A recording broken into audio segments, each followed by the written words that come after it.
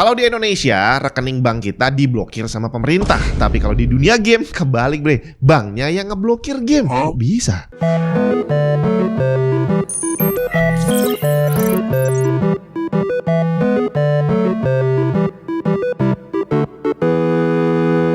Beberapa minggu lalu, dunia game dihebohkan dengan langkah Visa dan Mastercard selaku layanan pembayaran yang bukan hanya menolak pembayaran untuk game dewasa, tapi memaksa platform game untuk menghapus game-game dewasa dari platform mereka. Aneh banget nggak sih? Ngapain coba mereka melakukan itu? Ya kalau dibilang mereka tidak mendukung pornografi, kenapa cuma game yang dijadikan target? Sedangkan website dewasa macam sampai hari ini masih bisa menerima Visa dan Mastercard untuk pembayaran, bre. Udah gitu tadi, bukan hanya memblokir pembayaran, tapi juga meminta gamenya di take down. Steam dan itch.io menjadi dua korban utama. Ada ribuan game dewasa dari kedua platform tersebut yang diminta untuk diturunkan. Yang bikin tambah ngejelas lagi, setelah Steam dan Itch melakukan take down, Mastercard malah menyangkal sudah meminta hal itu. Mereka bilang bahwa sistem mereka tetap mengizinkan transaksi apapun asalkan legal. Jadi mau konten dewasa sekalipun, kalau memang legal, ya boleh aja. Jadi sekarang perdebatannya adalah antara Steam sama Mastercard. Mana yang bener? Kamu lebih percaya yang mana? Tapi video kali ini bukan tentang game dewasa dan juga bukan tentang Visa dan Mastercard. Hari ini kita akan ngobrol tentang bagaimana cara membayar kalau mau beli game original.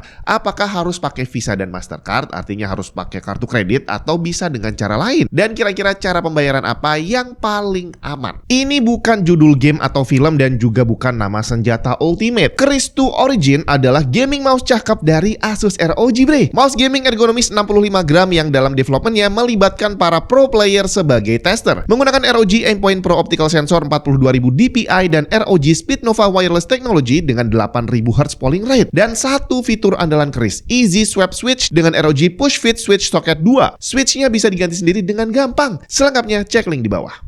Jadi di Indonesia selama ini portal-portal digital itu banyak yang benar-benar bergantung pada Visa dan Mastercard. Dimana Visa dan Mastercard ini identiknya sama kartu kredit. Kalau sekarang udah banyak kartu debit ATM gitu ya yang pakai Visa dan Mastercard. Tapi sebelumnya cuma kartu kredit doang. Jadi kalau nggak punya kartu kredit ya udah nggak bisa beli game, nggak bisa beli software gitu ya. Dimana menurut data Forbes di tahun 2022 angka kepemilikan kartu kredit di Indonesia hanya 5%. Jauh banget dibandingin Thailand yang 35% dan Malaysia yang 30%. Tapi untungnya semakin kesini ada banyak sistem pembayaran alternatif yang nggak perlu pakai kartu kredit. Bahkan Visa dan Mastercard juga udah bukan eksklusif punyanya kartu kredit lagi. Ada banyak ATM dan kartu debit yang udah pakai Visa dan Mastercard. Secara teori, kalau kita mau belanja di tempat yang ada logonya Visa dan Mastercard, berarti mau pakai kartu baik kredit maupun debit, asal ada logonya itu bisa dipakai.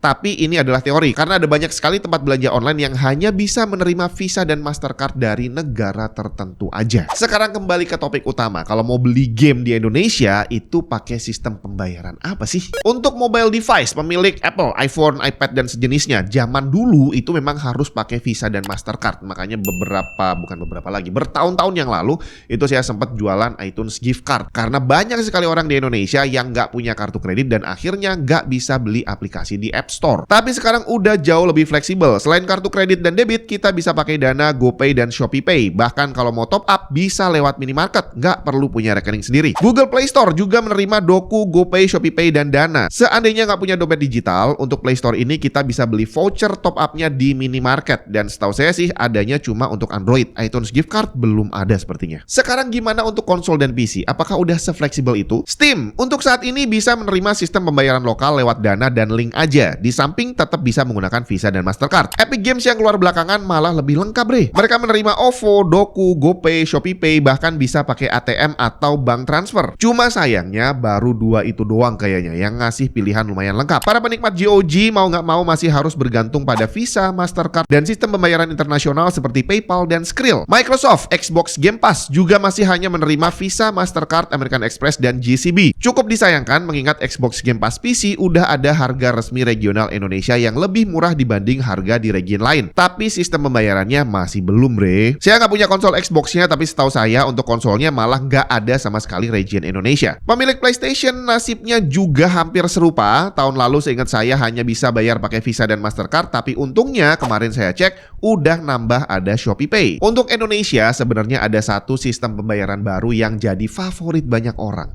Udah tahu pasti. Kris, bre. Nah, kabarnya Kris ini udah mulai bisa dipakai di negara lain juga. Bahkan infonya per hari ini 17 Agustus 2025, Kris akan bisa digunakan di Jepang dan Cina. Dimana sebelumnya Kris juga udah diterima di beberapa negara tetangga seperti Thailand yang udah aktif sejak 2022, terus Malaysia dan Singapura yang udah aktif sejak 2023, walaupun hanya untuk merchant tertentu aja. Dan rencananya udah ada beberapa negara lain yang akan bisa menerima sistem pembayaran Kris. Alternatif pembayaran udah banyak. Tinggal sekarang mana yang kira-kira paling aman. Soalnya kalau kita pakai kartu kredit itu banyak orang yang nggak berani karena berita kartu kredit dihack itu ada banyak banget. Nggak hanya dulu, sekarang aja itu masih ada banyak forum gelap gitu ya yang menyatakan dirinya jualan barang carding. Carding ini artinya barang yang dibeli pakai kartu kreditnya orang lain tanpa izin. Maling ceritanya. Nah, apakah berarti penggunaan kartu kredit udah nggak aman dan lebih baik pakai yang lain? Ya, kalau kita bicara tentang sistem keamanan, memang semakin kesini semakin baik gitu ya. Tapi nggak ada sistem yang 100% aman. Karena walaupun sistem keamanannya di-upgrade, penjahatnya juga ikutan meng-upgrade skillnya, bre. Jadi akhirnya mau pakai sistem pembayaran apapun, resiko akan selalu ada. Jadi sekarang yang bisa kita lakukan adalah meminimalisir resiko dan kerugian yang mungkin kita hadapi. Tips pertama dari saya adalah hindari menggunakan ATM atau kartu debit untuk transaksi online langsung. Kalau mau pakai sistem transfer silahkan, itu masih relatif aman. Tapi kalau untuk menggunakan kartu debit yang tinggal masukin kartu dan langsung kepotong,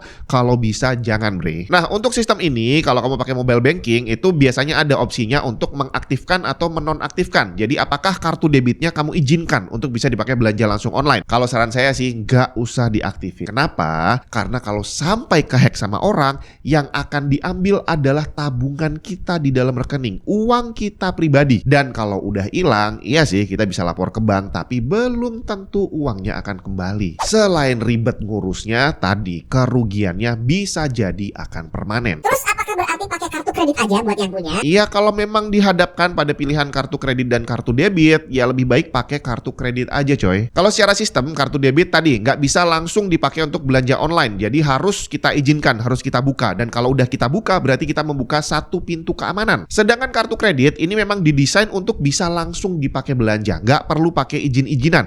Asalkan kamu punya kartunya, lihat angka depannya, lihat angka belakangnya, semua orang bisa pakai. Beberapa layanan kartu kredit memang meminta OTP lewat SMS, tapi nggak semuanya. Jadi kalau dibilang secara keamanan sih lebih aman debit card kali ya, karena kita harus masukin PIN dan tadi harus ngizinin kalau mau dipakai untuk belanja langsung. Tapi kalau kartu kredit bisa dipakai langsung, bre. Jadi berita tentang kartu kredit dihack ini adalah benar adanya. Nah, bedanya dengan debit card tadi, kalau sampai kartu kredit ini dihack dan uangnya diambil, dipakai untuk belanja, itu adalah uang milik bank, bukan punya kita. Jadi saat terjadi kartunya dihack, itu yang hilang adalah uangnya bank, bukan tabungan kita. Iya, kalau kita nggak ngurusi tetap tagihannya harus kita yang bayar. Jadi yang perlu kita lakukan adalah lapor ke banknya bahwa ini transaksi tidak dikenal, bukan saya yang melakukan. Cuma memang belum tentu laporannya akan diterima, bisa jadi ditolak dan kita tetap harus bayar. Tapi at least di sini kita masih punya opsi untuk nggak mau bayar dan mengajukan banding. Dan selama proses itu uang kita nggak hilang sama sekali. Jadi singkatnya sih, kalau pakai kartu debit dan dihack yang pusing kita, tapi kalau pakai kartu kredit dan dihack yang pusing banknya, bre. Terus bang, gimana dong bayar yang lebih aman? Iya, kalau saran saya sih lebih baik pakai model dompet digital yang kita harus top up. Mau pakai OVO, pakai GoPay, pakai Dana, ShopeePay, terserah. Yang penting kita bisa top up. Atau ada juga beberapa bank yang mengeluarkan semacam kartu kredit virtual di mana kita dapat kartunya, ada nomornya, tapi kita harus top up. Mungkin sejenis kartu e-tol kali ya, kita harus isi dulu baru bisa dipakai untuk belanja. Pakailah sistem seperti itu, tapi top up lah hanya saat kita butuh untuk belanja. Kalau lagi gak dipakai, nggak usah diisi, nggak masalah, karena memang bukan tabungan gitu ya. Jadi kalau butuh beli game harga 500.000, ya udah top up aja 500.000 langsung dipakai untuk belanja. Jadi in case sewaktu-waktu dihack sama orang, ya sebagian besar waktunya rekeningnya akan kosong, nggak ada isinya. Dan giliran kita top up, ya paling bertahan 5 menit karena habis itu langsung kita pakai untuk bayar. Atau mungkin kamu punya pengalaman sendiri, mungkin pernah kena hack, atau mungkin selama ini aman-aman aja, boleh dong bagi ceritanya di kolom komentar.